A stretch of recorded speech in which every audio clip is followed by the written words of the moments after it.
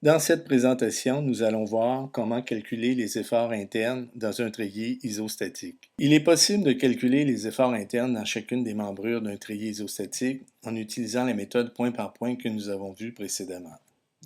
Cependant, cette méthode est assez fastidieuse et on peut obtenir ces valeurs plus facilement en traçant judicieusement le diagramme de corps libre sur une section tronquée du treillis.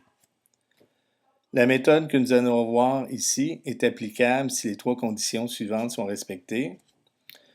Tout d'abord, il faut que le treillis soit isostatique. Deuxièmement, il faut que les nœuds soient rotulés. Et troisièmement, il faut que les charges externes soient appliquées uniquement aux nœuds du treillis et pas au milieu des membrures. Pour calculer l'effort interne dans la membrure d'un treillis, il faut suivre les étapes suivantes. Tout d'abord, on va calculer les réactions d'appui du treillis. Ensuite, on va couper le treillis le long d'une ligne qui n'intercepte pas plus de 3 membrures, incluant celle pour laquelle on veut calculer l'effort interne. Ensuite, on va tracer le diagramme de corps libre d'une section tronquée du treillis en indiquant les efforts internes le long de la ligne de coupure. Par la suite, on va calculer les efforts internes à partir de l'équilibre statique des forces illustrées sur le diagramme de corps libre. Et au besoin, on peut répéter l'exercice sur une autre section tronquée pour obtenir les efforts internes dans d'autres membrures du treillis. Pour illustrer cette méthode, on va faire un exemple. Donc, la figure à l'écran ici montre un treillis simplement appuyé qui supporte une charge concentrée de 100 kN en son centre. Comme la structure est parfaitement symétrique, on trouve facilement que les deux réactions d'appui verticales sont égales à 50 kN, tel qu'illustré sur le diagramme. Donc, on veut calculer les efforts internes dans les membrures A, B et C qui sont représentés ici à l'écran. On va donc couper la structure selon un plan qui intercepte les membrures A, B et C et on va tracer le diagramme de corps libre de la structure tronquée. C'est ce qu'on voit à l'écran. Donc, sur ce diagramme de corps libre, on a l'effort de 50 kN qui est la réaction d'appui à la gauche du treillis et on n'a pas d'effort externe qui s'applique sur cette portion tronquée du treillis. Par la suite, on va indiquer sur le diagramme de corps libre les efforts internes dans les membrures A, B et C. Donc ici, sur notre diagramme de corps libre, on a tracé trois vecteurs A, B et C qui correspondent aux efforts internes dans notre treillis. Donc, la façon dont on a indiqué nos efforts sur le diagramme signifie que dans la membrure A, on aurait de la compression, parce que le vecteur de force est dirigé vers le nœud. Dans la membrure B, on aurait aussi de la compression, parce que le vecteur de force est toujours dirigé vers le nœud. Et dans la membrure C, on aurait un effort de tension, car le vecteur de force est dirigé dans la direction opposée au nœud. Donc, maintenant qu'on a tracé le diagramme de corps libre de notre section tronquée du treillis, cette section tronquée du treillis doit être en équilibre statique. Donc, on va pouvoir calculer les efforts internes comme on le faisait lorsqu'on calculait les réactions d'appui. Donc, on se souvient qu'on a trois conditions d'équilibre. La sommation des forces verticales égale à 0, la sommation des forces horizontales égale à 0 et la sommation des moments égale à 0. Et ici, on a trois forces inconnues, les forces A, B et C. Donc, on va être capable de résoudre ce système-là.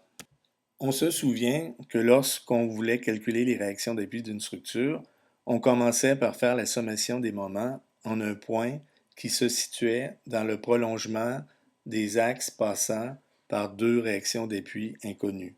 De cette façon, il nous restait simplement une réaction d'appui inconnue dans notre équation et on pouvait la trouver directement.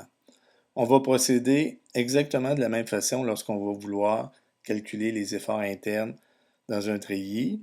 Donc, on va commencer en faisant la sommation des moments par rapport à un point qui est situé dans le prolongement de deux efforts internes inconnus. Donc, il existe plusieurs points qui peuvent rencontrer ces critères-là. Dans notre exemple ici, on a choisi le point A qui est illustré sur le diagramme de corps libre à l'écran. Donc, lorsqu'on va faire la sommation des moments par rapport au point A, les forces A et B ont un bras de levier nul par rapport au point A, donc ils ne vont pas intervenir dans notre équation de sommation des moments et il va nous rester une seule inconnue qui est la force C.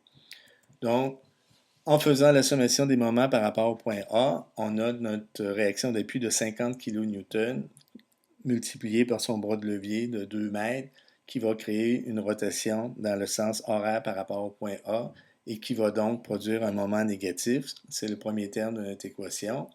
Et on a notre effort interne de la membrure C qui a un bras de levier de 2 mètres par rapport au point A et qui va créer une rotation dans le sens antihoraire, donc un moment positif égal à C fois 2 mètres, qui est le deuxième terme de notre équation. Donc la sommation de ces deux termes-là doit être égale à 0, ce qui signifie que si on isole C dans cette équation, on va trouver facilement que C est égal à 50 kN fois 2 mètres divisé par 2 mètres, donc C est égal à 50 kN. Donc, la valeur est positive, ça veut dire que sur notre diagramme de corps libre, notre effort est orienté dans la bonne direction. Donc, on constate que dans ce cas-là, sur le diagramme de corps libre, l'effort interne C est dirigé dans la direction opposée au nœud. Donc, ça signifie qu'on vient tirer sur le nœud, donc que la membrure C est sollicitée en tension. On peut maintenant poursuivre en faisant la sommation des moments par rapport au point B qui se situe dans le prolongement des membrures B et C. Donc, c'est le point qu'on voit illustré à l'écran sur le diagramme de corps libre. Donc, comme ce point-là est dans le prolongement des membrures B et C, lorsqu'on va faire la sommation de nos moments, on va avoir un seul effort inconnu qui va être l'effort interne dans la membrure A. Donc, en faisant la sommation des moments par rapport au point B, on a 50 kN qui est notre réaction d'appui fois son bras de levier de 4 mètres qui crée une rotation dans le sens horaire, donc qui vont donner un moment négatif. Et ensuite, on a notre effort inconnu A qui a un bras de levier de 2 mètres et qui produit une rotation dans le sens anti-horaire, donc qui va nous donner un moment positif de A fois 2 mètres, et la sommation de ces deux moments-là doit égaler 0. Donc, si on isole A dans cette équation, on va trouver que A est égal à 50 kN fois 4 mètres divisé par 2 mètres.